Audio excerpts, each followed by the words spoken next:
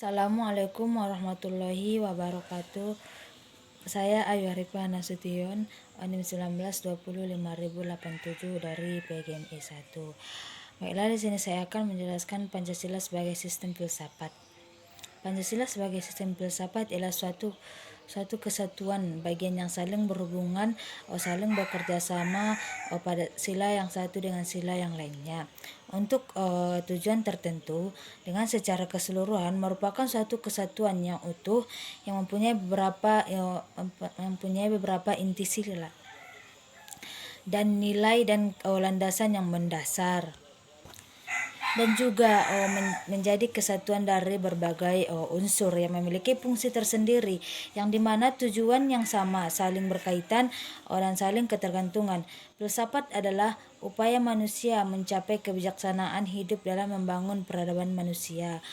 Menurut Nurul Bakri, Pancasila sebagai sistem filsafat ini merupakan hasil perenungan yang mendalam dari para tokoh-tokoh kenegaraan Indonesia, yang dimana hasil perenungan yang mendalam dari tokoh-tokoh kenegaraan Indonesia ini, selain itu hasil perenungan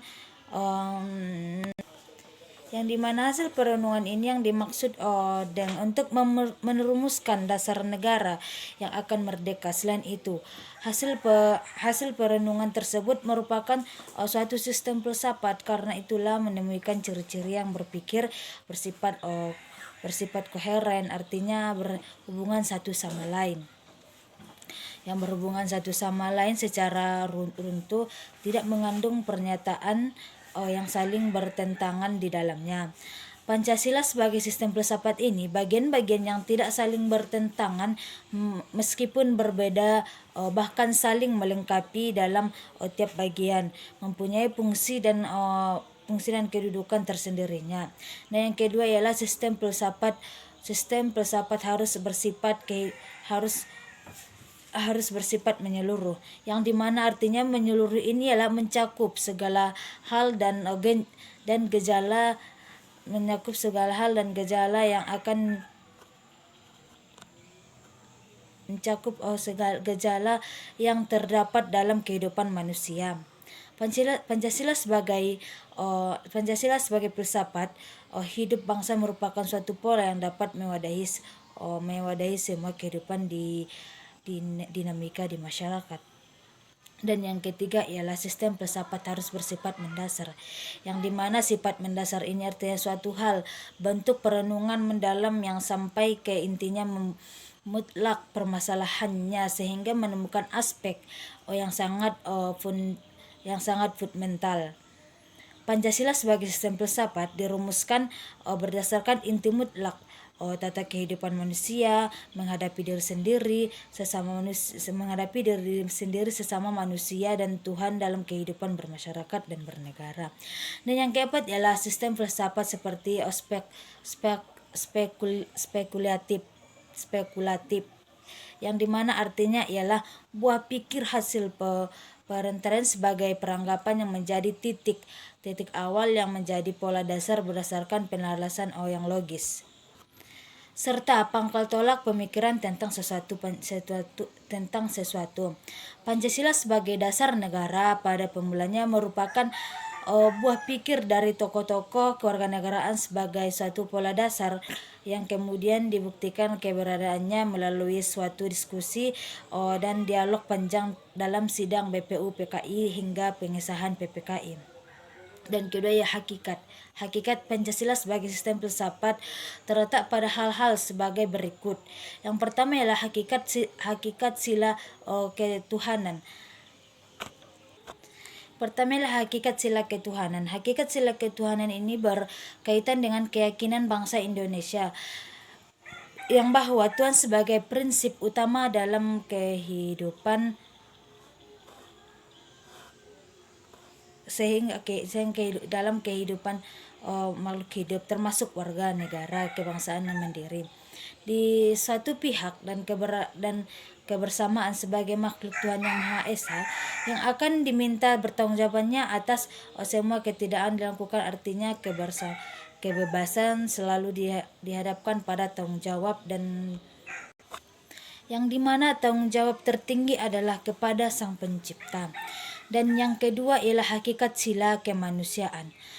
Hakikat sila kemanusiaan ini adalah manusia monopluralis yang terdiri dari 3 monopluralis, yaitu susuran kodrat, jiwa raga, sifat kodrat, dan makhluk individu sosial, dan kedudukan kodrat, yang dimana kedudukan kodrat ini ialah makhluk pribadi yang otonom dan makhluk Tuhan. Dan yang ketiga ialah hakikat sila persatuan, berkaitan dengan sesama kebangsaan, rasa kebangsaan berwujud dalam bentuk cinta tanah air, yang dibedakan ke dalam 3 jenis, yaitu tanah air real, dan tanah air palmar, dan tanah air mental. Tanah air real ini adalah bumi, tempat orang dilahirkan dan dibesarkan, dan bersuka duka yang dialami secara fisik dalam keseharian kita. Tanah air formal ini adalah negara bangsa yang berundang-undang dasar, yang adanya manusia Indonesia menjadi salah seorang warga yang membentuk undang-undang, yang mengariskan hukum dan peraturan mental, dan mengatur dan memberikan hak dan kewajiban, mengesahkan atau mengembangkan memberikan perlindungan dan menghukumkan, memberikan proses atau serta karena tidak dibatasi oleh ruang dan waktu. Dan yang keempat ialah hakikat sila kerakyatan yang terletak pada prinsip musyawarah, yang dimana artinya ialah keputusan yang diambil lebih didasarkan atas semangat musyawarah untuk mufakat, bukan membenarkan begitu saja pendapat mayoritas tanpa peduli pendapat minoritas. Dan yang kelima ialah hakikat sila keadilan terwujud dalam 3 aspek, yaitu keadilan distribus adalah keadilan bersifat membuai dari negara kepada warga negara. Keadilan legal adalah kewajiban warga negara terhadap negara atau dinamakan keadilan bertaat. Keadilan komunitif adalah keadilan antara sesama warga negara. Dan keadilan sesama warga negara ini, Pancasila dari segi ontologi merupakan cabang filsafat yang membahas tentang hakikat segala yang ada secara umum, sehingga dapat dibedakan dengan disiplin ilmu-ilmu yang membahas sesuatu secara khusus. Ontologi membahas tentang hakikat yang paling dalam dari sesuatu yang ada, yaitu unsur yang paling umum dan bersifat abstrak, yang disebut juga istilahnya substansi. Baiklah, di sini kita akan membahas Pancasila sebagai epistemologi. Epistemologi ini adalah cabang filsafat pengetahuan yang membahas tentang sifat dasar pengetahuan, kemungkinan, lingkung, dan dasar umum pengetahuan. Epistemologi ini terkait dengan pengetahuan yang bersifat pseudogenerasis, berhubungan dengan sesuatu yang paling sederhana dan paling mendasar.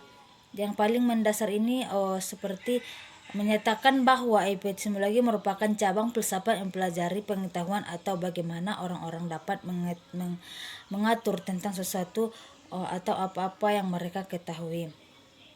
Landasan epistemologi Pancasila artinya ialah nilai-nilai Pancasila didasari dengan pengalaman bangsa Indonesia, kemudian disentasikan tentang kehidupan bermasyarakat, berbangsa, dan bernegara. Penjabaran sila-sila Pancasila secara epistemologis dapat diuraikan sebagai berikut.